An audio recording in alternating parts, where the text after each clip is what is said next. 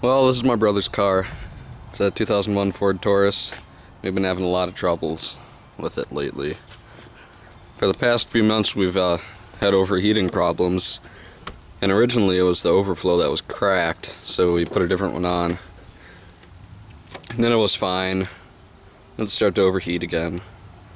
So we did a whole bunch of stuff. We flushed the radiator, we replaced the thermostat in it, we did all that stuff. And I suppose about a week or so ago my brother went and filled up the gas tank, and he was driving, I don't know, he was visiting his friends about an hour away, and he filled up the gas tank. And he made it about 10 miles away, and then the car died. So we had it towed home. And we talked about it, me and my grandpa and my uncle, and we determined that it was bad gas. For some reason. I don't know why. Don't remember, but anyways, so we got a whole bunch of octane booster and stuff, and we dumped it in the gas tank. We had it running, but it would miss. It sounded like it was running on about 4 cylinders. And yeah, so we did that. And they had it running pretty well, actually. They went and took it for a drive. I don't know why, they went way the hell all over the place. And took it out in the country, all down through the dirt roads and stuff. We got a call that we had to go and get them because the car died. It started to overheat. When it started to overheat, they shut it off and couldn't get it started again. So we had to go get them. We towed it back home. And then we thought it might have been the water pump. So we went and can't even talk. We went and saw how much a new water pump would be. That's like $36 or something. But the guy at the auto parts store said he doesn't think it's a water pump. It didn't sound from the symptoms. Didn't think it was a water pump, so he told us that it might have been some fins separating from the core on the radiator. And let's see if I can get a shot at some of them. I mean, this is the air conditioning condenser, but you can see all that. You can't even see through it. It's really beat up and stuff.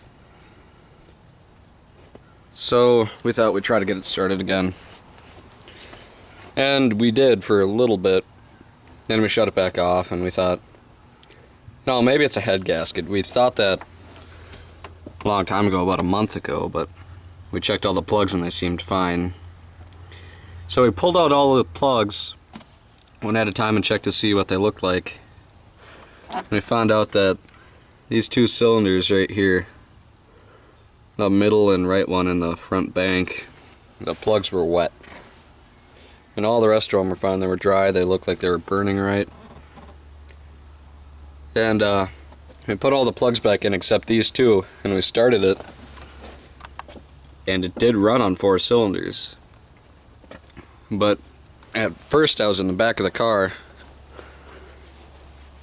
trying to feel if it was firing on at least 4 cylinders, and we got water coming out of the exhaust, like a lot of water. It was a big puddle. And I came up here, I look at the 2 cylinders, and there's water spraying all over the place. There's tons of water from the compression blowing it out. There's just water everywhere.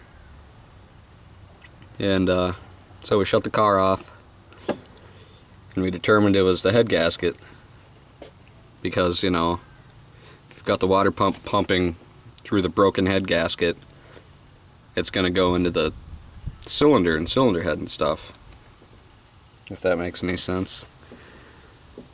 So my uncle and my grandpa decided that my job would be replacing the cylinder head gasket. And, well, I honestly don't think I know enough about modern engines to do that, but I thought, what the hell, I'd try anyway. So I started to take this apart. I took the intake and throttle body off. Ugh. And you know, and we thought it was bad gas. We thought there was water or something in it where he got the fuel. Then we realized, well, if the water pump is pumping water, what was that? Never mind. If the water pump was pumping water into the cylinder, that'd lower the octane of the fuel that was being injected into the two cylinders enough to the point where it wouldn't fire. And it wouldn't, we don't think it'd propel itself on 4 cylinders. Could barely move, I don't think. So that's why it died and you wouldn't be able to drive it. So we don't think it was bad gas, and we actually siphoned as much as we could out of it. But apparently that's a lot harder than I thought it would be. Apparently there's a baffle inside of the tank that, I don't know the purpose of it, but you know, yeah. But we couldn't get the hose down through the filler tank, so, or the filler, whatchamacallit, so we tried to take the hose off up there, and we got about 2 gallons out. And I thought, oh, maybe the gas was bad and we had that cylinder problem, which was pretty unlikely. So I dumped a whole bunch of gas in my new toy here. Haven't made a video about this yet. I have no idea what year it is. It's a MTD. I've been having belt problems with it though. We'll make another video about that sometime. But anyways, that ran fine on that fuel, so must have just been the water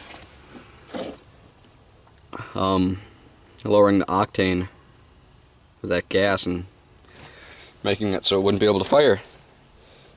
And yeah, I know I keep saying it's water, and actually it is water, because we just wanted to see, I don't know if there'd be any difference.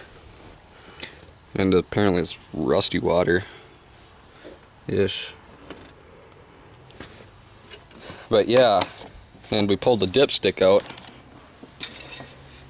and I don't know if you can really see it, but it's full of water, which also means it's a head gasket, because I say so. So I'm going to be taking this thing apart, and I'll get a video when I got it down to where I'm going to be taking the cylinder head off, because as you may know, I have no idea how to use Window Movie Maker. I tried it and it sucks, so there will be a separate video for that. I'm getting up there anyways with the minutes. And I'll get back to you guys